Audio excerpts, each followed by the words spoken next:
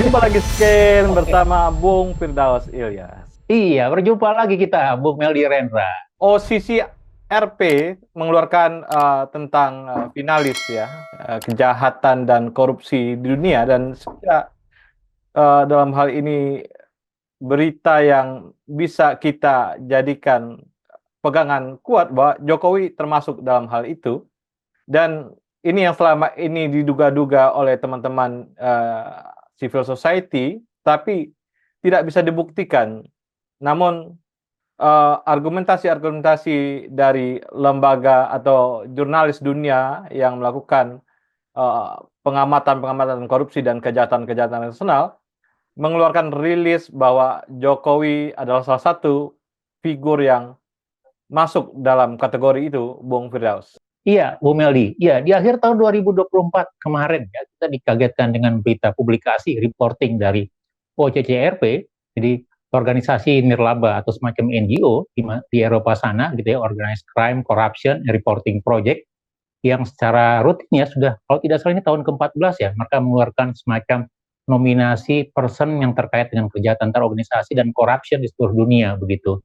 Dan untuk tahun 2024 ini, di mana yang menarik adalah ya walaupun dalam person of the year-nya tokoh utama yang dianggap sebagai yang apa ya dinominasikan, sekali lagi ini dinominasikan terkait dengan korupsi dan kejahatan organisasi adalah Bashar al-Assad, presiden Suriah yang sekarang apa namanya hengkang ke Rusia sana. Tetapi juga ada 5 nominasi tokoh, Bu Meldi, di dalam laporan OCCRP ini, di mana salah satunya peringkat kedua itu menyebut nama mantan presiden Indonesia Joko Widodo begitu. Jadi nominasi pertama itu presiden Kenya, kemudian mantan presiden Indonesia, Nigeria, mantan perdana menteri Bangladesh, dan seorang pengusaha dari India di sana begitu. Jadi dalam satu sisi kalau kita lihat reporting ini atau laporan dari OCCRP ini cukup mengagetkan kita gitu, karena Presiden Jokowi yang selama ini juga ya kalau di dalam negeri dipersepsikan, kalau kita bicara korupsi ya itu lebih banyak, tidak terlalu banyak dipersepsikan sebagai salah satu atau apa ya bagian dari tindak pidana korupsi atau korupsi dalam Indonesia misalnya. Tetapi dalam laporan OCCRP ini yang ya ya apa ya merupakan hasil dari nominasi atau pooling Google Form ya, yang mereka lakukan sejak kalau tidak salah itu 20 November sampai 31 Desember 2024 begitu ya. Dan di mana di dalam hasil ini ternyata Pak Jokowi dinominasikan sebagai salah satu tokoh atau person gitu ya dari berbagai negara yang merupakan orang yang diindikasikan apa terkait organized crime atau apa namanya corruption di sana begitu. Nah, kalau kita berkaca dari report ini, ada beberapa yang menjadi catatan kita, pertama Meldi. Ya tentu kalau kita lihat satu misalnya, ya report ini dikeluarkan oleh masyarakat atau organisasi nirlaba yang berbasis wartawan atau jurnalis investigasi di Eropa gitu ya, dan memiliki jaringan di seluruh dunia begitu. Yang memberikan tanggapan adalah para baik itu juri mereka untuk apa namanya OCCRP, termasuk juga jaringan wartawan dan para apa namanya pemerhati atau apa ya pengamat korupsi terutama dalam konteks jaringan jurnalis investigasi begitu. Kemudian yang kedua kalau kita lihat dari sisi nominasinya, ini kan merupakan persepsi atau tanda kutip ya, artinya orang mempersepsikan seorang mantan presiden atau pejabat negara terkait dengan kejahatan terorganisasi, organized crime gitu ya, ataupun juga corruption di sana begitu. Dan di mana di dalam laporan 2024 Presiden Jokowi dipersepsikan atau dinominasikan sebagai salah seorang yang disangkakan gitu ya, yang memiliki apa namanya kedekatan atau indikasi dengan organized crime atau apa ya memiliki apa namanya persepsi terkait corruption juga di sana begitu. Dan dari sisi kalau kita bicara ini persepsi atau apa namanya persepsi orang, ya memang ini tidak menyertakan atau dikaitkan dengan bukti-bukti atau eviden atau laporan-laporan kasus begitu. Jadi sekali lagi ini memang merupakan sebagian antara antara subjektivitas gitu atau opini begitu ya gitu. Tetapi yang ketiga yang menurut saya menarik adalah kalau kita kaitkan dengan beberapa figur yang lain, misalnya dalam figur yang 5 besar itu, gitu, kita bisa melihat misalnya memang secara general bahwa dalam negara-negara yang disebutkan itu, baik itu Kenya, kemudian Nigeria, gitu, termasuk juga person of the year-nya, gitu, Suriah, itu kan memang negara-negara yang dalam konteks tanda kutip gitu ya, ada persoalan-persoalan tentang demokratisasi, tentang human right, tentang tata kelola, begitu ya, tentang anti korupsi dan seterusnya begitu. Dan yang menarik adalah kenapa Pak Jokowi juga bisa dipersepsikan sebagai salah satu person yang masuk dalam nominasi 2 besar tokoh yang masuk dalam report OCCRP 2024 gitu.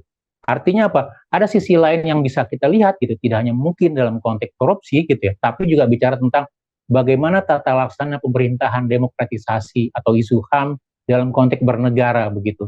Dan mungkin kalau kita mau coba kaitkan Bung Meldi, kenapa seorang Joko Widodo atau mantan presiden Indonesia yang ketujuh itu masuk dalam nominasi OCCRP? Karena misalnya apa yang kita lihat dalam beberapa tahun terakhir, terutama dalam puncak di awal 2024 misalnya, skandal apa ya, misalnya dalam konteks apa namanya pelaksanaan pilpres gitu ya, terutama apa keputusan MK, kemudian keputusan MA terkait MA juga terkait pilkada dan seterusnya begitu. Jadi bisa jadi ini menjadi salah satu juga menjadi salah satu indikator gitu ya bahwa misalnya persepsi Pak Jokowi tanda kutip gitu, Joko Widodo terkait dalam organized crime ataupun juga corruption itu yang menjadi warna. Termasuk juga misalnya beberapa skandal-skandal terakhir atau dugaan publik terkait misalnya apa namanya skandal private jet ataupun juga beberapa kasus yang lain melibatkan anak ataupun keluarga dekat dari atau diindikasikan dalam keluarga dekat Presiden Joko Widodo, Bung Meldi. Iya, ini anti klimaks, Bung Firdaus. 10 tahun yang lalu, Jokowi dianggap sebagai di majalah Time ya sebagai hope yang ada di Indonesia ya, harapan pemimpin Indonesia untuk melakukan demokrasi, pengentasan kemiskinan dan memajukan Indonesia dari kesejahteraan dan segala macam gitu ya. Dia harapan. Dan di akhir kekuasaan Jokowi 10 tahun kemudian gitu ya, OCCRP ini mengeluarkan juga lembaga internasional yang berbeda jauh dari apa yang dikeluarkan oleh majalah Time. Saya kira inilah evaluasi terakhir untuk Pak Jokowi sebagai Presiden Indonesia dan saya kira ini menjadi sebuah hukuman internasional terhadap perilaku Jokowi dan keluarganya, Bung Firdaus. Iya, betul Bung Meldi. Jadi kalau kita lihat tidak hanya reporting dalam OCCRP ya, tapi juga beberapa lembaga terkait demokrasi atau HAM gitu ya. Saya lihat ada beberapa report gitu ya yang mengatakan bahwa ada indikasi demokratisasi atau demokrasi di Indonesia itu mengalami penurunan gitu. Termasuk juga yang kita bisa konfirmasi adalah di dalam laporan apa namanya indeks persepsi korupsi gitu, CPI ya, Corruption Perception Index gitu ya, di mana di awal Presiden Jokowi itu indeksnya adalah 34, sempat naik 2018-2019 sampai 38 angkanya begitu ya, agak sedikit membaik, tetapi dalam rentang terakhir, paruh terakhir itu kembali kepada dasar 34. Artinya apa? Kalau kita bicara dalam konteks pemberantasan korupsi, tidak ada perubahan mendasar. Artinya apa? Stagnasi yang terjadi di awal Presiden Jokowi pada tahun 2024-2015 pada skor 34 gitu ya, antara middle low ke bawah dalam proses pemberantasan korupsi termasuk buruk begitu ya. Kemudian diakhiri juga dengan skor yang 34 juga yang artinya dalam relatif buruk dalam konteks pemberantasan korupsi begitu. Kemudian yang kedua kalau kita lihat, memang kita harus akui di dalam termin kedua, di dalam terutama 2-3 tahun terakhir misalnya, bahwa Pak Jokowi nampaknya tidak bisa landing gitu ya, secara smooth, secara apa namanya, secara penuh hikmat begitu ya, tetapi dimunculkan dengan banyak sekali skandal atau persepsi ataupun juga apa ya hal-hal yang menjadi kontroversi publik misalnya, seperti yang saya sebutkan tadi misalnya, skandal MK, skandal MA begitu ya, kemudian juga perdebatan apakah Pak Jokowi benar-benar berambisi untuk 3 termin atau 3 periode dalam Presiden Indonesia misalnya, atau bagaimana kekuatan Pak Jokowi tanda kutip gitu di dalam melanggengkan politik dinasti misalnya.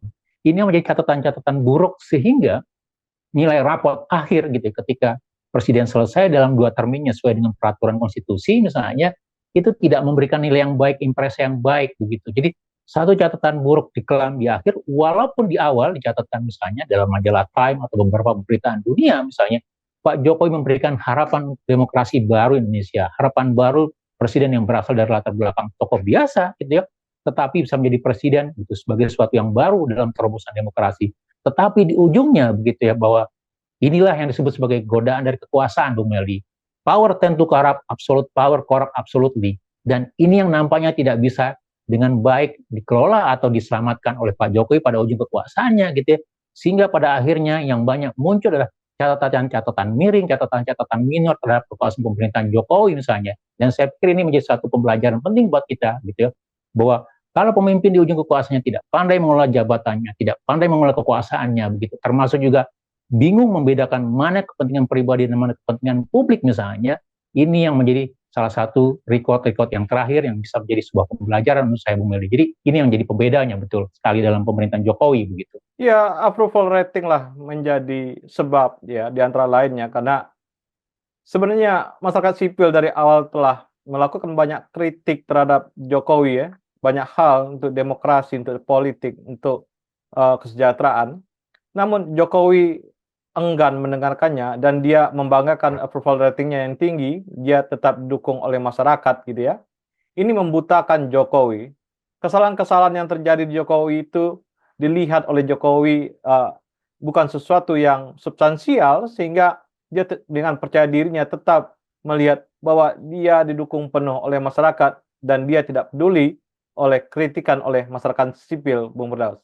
Iya, betul sekali misalnya. Jadi kalau dilihat di awal pemerintahan bagaimana Pak Jokowi begitu mendengarkan publik, begitu memperhatikan publik, termasuk ketika di ujung kekuasaan pada termin pertama, ya karena sekali lagi mungkin juga ambisi politik untuk termin kedua begitu ya. Tetapi setelah Presiden Jokowi menjadi presiden periode kedua, kemudian tidak ada lagi harapan mengatakan, kecuali memang dimungkinkan untuk 3 periode misalnya begitu ya. Maka suara publik, suara pengamat, suara ahli, suara akademisi ataupun para misalnya masyarakat sipil itu tidak lagi menjadi poin penting di dalam perumusan kebijakan Presiden Jokowi gitu ya.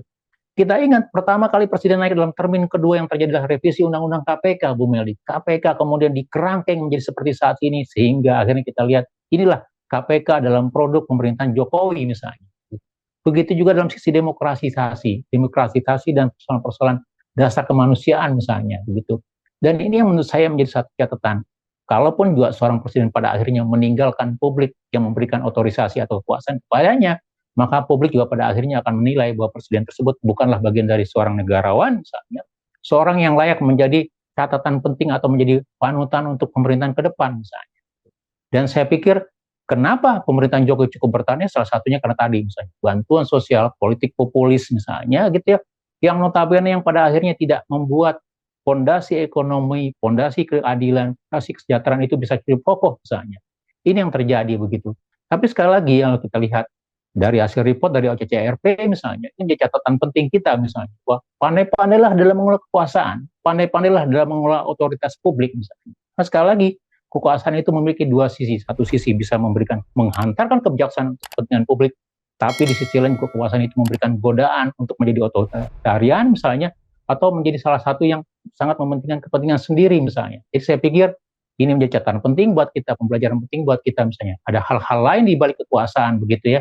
Dan ini yang dialami oleh seorang Presiden Joko Widodo, di mana pada akhir atau ujung kekuasaannya dia tidak bisa menjalankan secara smooth, secara secara baik, dan akhirnya malah memunculkan banyak catatan-catatan hitam atau catatan-catatan kelam di dalam persepsi publik, Bu Meldi. Iya, terima kasih Bung Firdaus. Iya, sama-sama Bu Meldi. Terima kasih banyak. Salam Indonesia bersih. Salam Indonesia bersih.